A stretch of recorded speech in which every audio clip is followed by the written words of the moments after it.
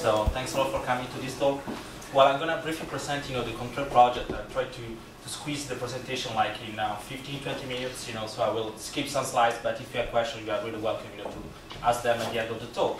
So, well, the Contrail project is an FP7 project, so it started like 1 year ago, and we have still other 2 years to go, and we have a consortium that is formed by 11 partners, so that are displayed over here. So the project is coordinated by INRIA, by Christine Moran at INRIA, and we have also other French partners like Petals Link, and then we have let's say 2 industrial partners like Tiscali in Italy, HP in Italy, and we have another SME, Slovenia X Lab, and then universities like ZIP in Berlin and then we have like research center like CNR, SDFC, and Genius is more like a company in the Netherlands.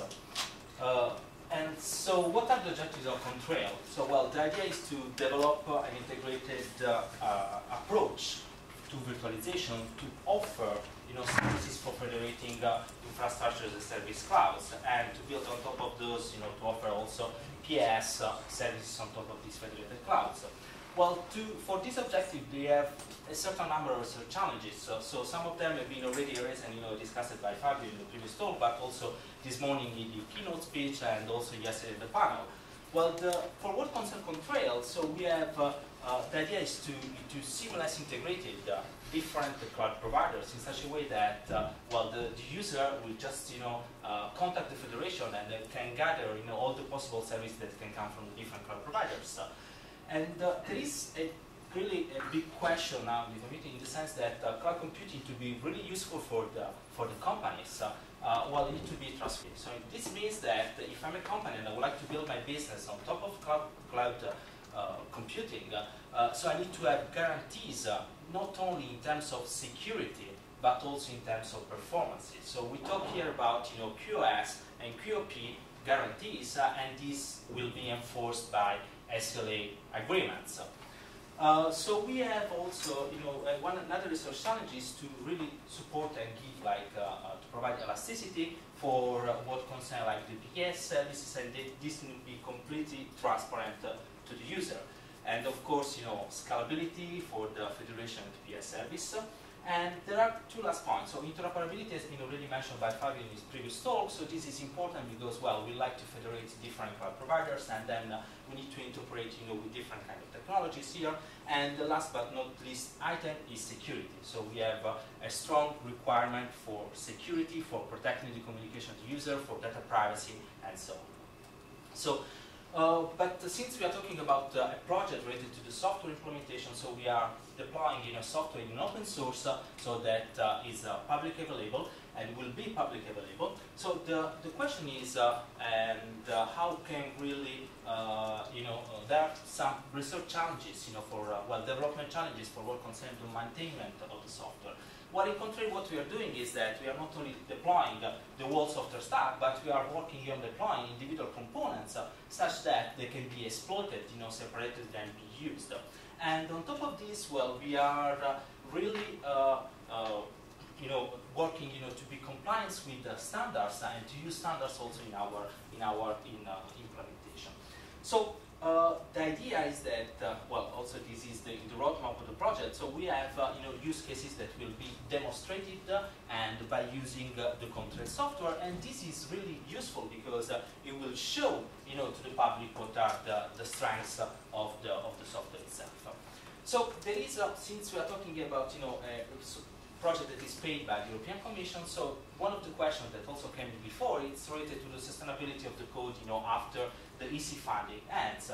Well, we are working, as also Fabio said, for Compatible One. We are working on building up a community around, the Contrail, because this is important. So we are developing open source software, and then we require, we hopefully will have, developers that are interested in helping us and also continue, the development, the support of the project itself. So this is one of our target, and things to do. Well, now just come more to the Contrail itself, and then tell you what we are doing specifically for the different areas. Well, this just show how the project is structured. So what we have here, we have the federation part that integrates the SLA, then we have the bare resources related to networking, computation, and storage, then we have the PS, and then use cases. So I'll try to cover all of them during the talk. So the first thing is related to the federation itself. So the federation that we see in Contrail is not really a simple broker or portal, where the user goes and then after access is like the entry point, for the Contrail service. So the good thing is that, well, the idea is that we want to integrate, heterogeneous providers. So we talk about providers with different type of technologies and also cloud providers that can be public, also private cloud. And the goal of the federation is to dynamically choose the best provider for based on the type of requirements that the user, the customer, present to the federation. So when I would like to use, the Contrail services arrive, at the Contrail federation, and then I say, well, I would like to deploy my application, and these are the requirements, that they need to be satisfied. So the federation will look, at the best provider dynamically, and also because, well, the condition can change in terms of guarantees of performance, so it can be able also to change the providers during the runtime itself. And another point is also to combine different providers, because this will offer reliability, and also in another sense it's required by the service itself that needs to be deployed, because we like to be more distributed as possible. Other issues are related to other services are related to migration and elasticity that will be provided directly at the federation level, and of course there is the security and privacy framework that is managed and handled at the federation level. So I talked before about bringing trust in Contrail, bringing trust in cloud computing. So this is done with SLAs. So we're talking about guarantees of performances.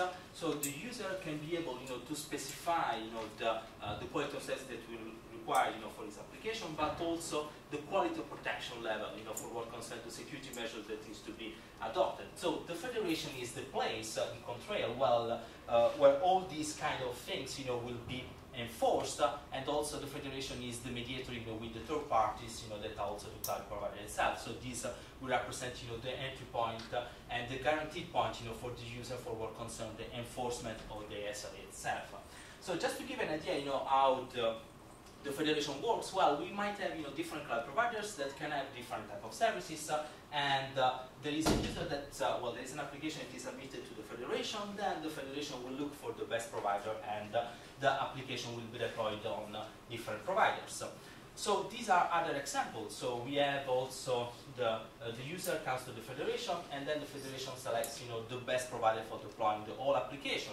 Or in this case, the application can be deployed on distributed cloud providers, because, well, I have a web application. I would like, that the entry point, for the customers to my application are close, to the customer themselves. So it can be also geographically, spread across different providers.